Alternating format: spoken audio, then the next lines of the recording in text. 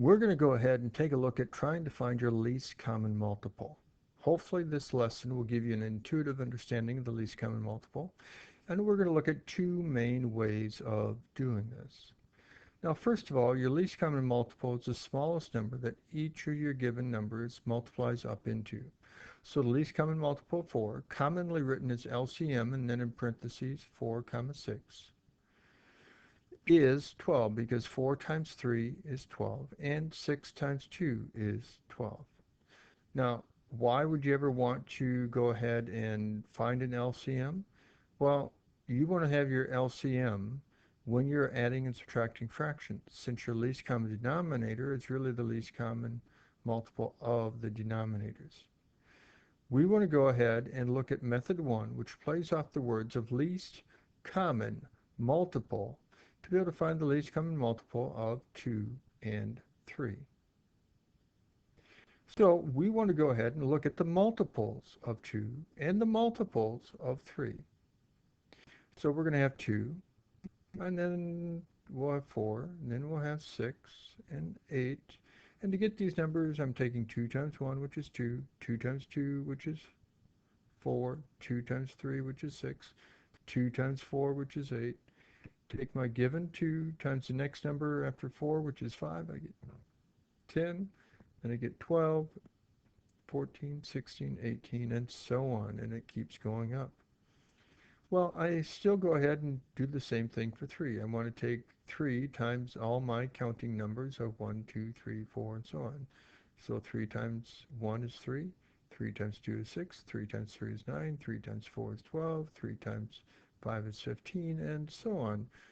And keep doing that. Well, the next word back in least common multiple is common. So we want to go ahead and take a look at our common multiples. Well, we have a 6 that shows up in both lists, we have a purple 12 showing up, and we have a green 18 showing up. So we're going to circle those, and then we're going to write those down. Now notice with multiples, each one of these lists goes on and on forever and ever. So that's why we need to have the dot, dot, dot here at the end. Also, I don't want to just stop at 6 and 12. I want to see a pattern here. If I only had 6 and then 12, I wouldn't know if the next number would be 18 because I'd be adding 6. Or if I had 6 and 12, if I was multiplying by 2, then the next number would be 24. So to establish a pattern, you want to have 3 numbers here. Well, now we'll go ahead and look at the full phrase of least common multiple. So least common multiple, I look at my common multiples. And my least common multiple is the smallest, which is 6.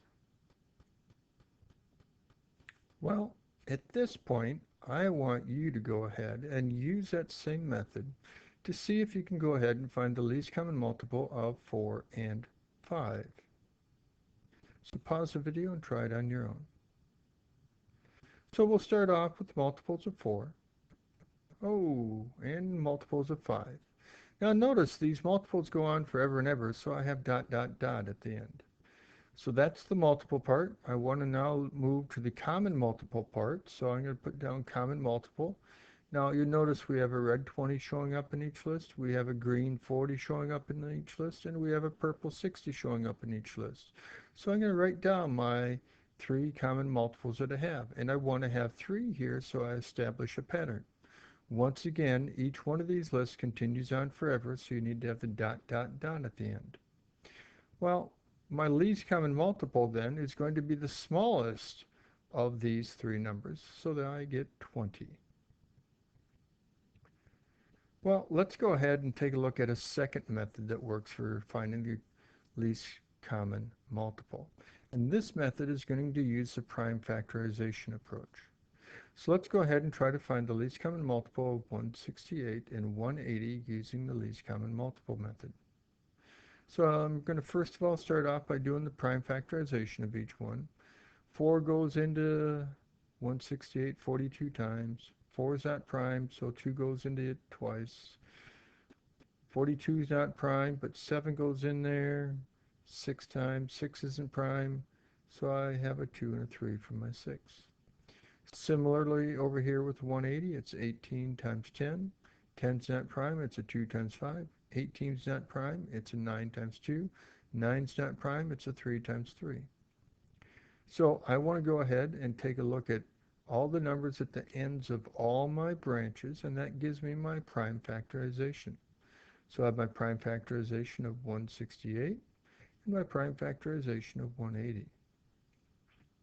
So what I want to do now is I want to go ahead and write out my least common multiple, and I want to go ahead and write the prime factorization of 168. Now, we have 2, 2, 2, 3, 7. So I have put down 2, 2, 2, 3, 7. But I also need to be able to get my 180. Now, you'll notice 180 has a second 3 showing up, and it has a 5 showing up. I don't have that. So to be able to get that to show up, I need to still multiply by that 3 and by that 5. So you'll notice these first ones here all multiply together to give me 168. Now, this 2, this 2, this 3, and this 5 right here all multiply in to give me my 180. So I get both numbers showing up. So if I multiply all these prime numbers here together, I end up getting my least common multiple of 2,520. So with that in mind, go ahead and try to use the prime factorization approach to find the least common multiple of 198 and 1,320. So we'll start off with the prime factorization. We'll go for our least common multiple. So I'll write down the factorization of 196. Now, I have 196, the prime factorization showing up. But I also need to be able to get out my 1,320.